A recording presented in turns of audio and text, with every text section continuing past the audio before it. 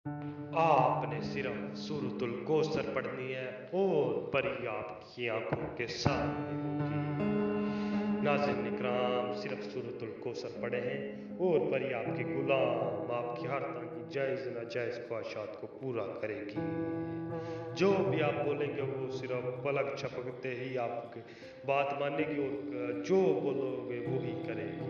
सिर्फ आपके हुक्म की देर होगी, वो उसी टाइम ही पूरा करेगी। पलक झपकते ही आपका काम हो जाएगा। जो भी आपकी ख्वाहिश होगी वो आपकी हर तरह की ख्वाहिशात को पूरा करेगी। अमल बहुत ही अज़ीम होता है, बहुत ही अज़ीम होता है नाज़रीन इकराम, बहुत ही अज़ीम होता है और मुजर्रब तरीन अमल है, बहुत ही अज़ीम होता है, मुजर्रब तरीन अमल है।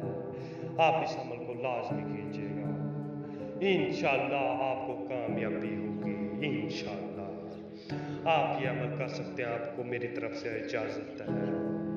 नाज़रीन इकराम, जिस अमल की मैं ना इजाज़त दूँ वो अमल बगैर इजाज़त के ना किया करें, क्योंकि उनमें कोई ना कोई किसी किस्म का खतरा होता है। इसलिए मैं आपको बोलता हूँ कि इजाज़त ले लें।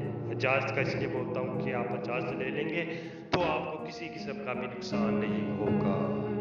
चले जी अमल की जाना पड़ता है। इस अमल को करने के लिए आपने किसी मिट्टी के बने हुए मकानों में चल जाना है, जैसे पहले दौर में हुआ करते थे।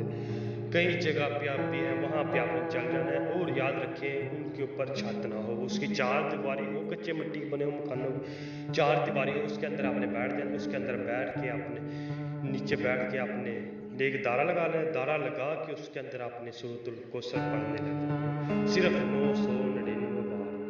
999 बार आपने पढ़नी है। 999 बार पढ़ के अपने वहाँ से खामोशी से उड़ जाना, जाके सो जाना। नाज़रीन इकराम, आपने कोई भी गैर ज़रूरी बात नहीं करनी।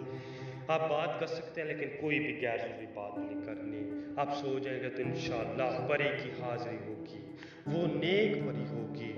आप उससे अपनी हर तरह की जायज़ ख्वाहिशात को पूरा कर सकते हैं। नाज़रीन इकराम, आप नाजायज़ ख्वाहिशात को पूरा नहीं कर सकते। सिर्फ इसकी यही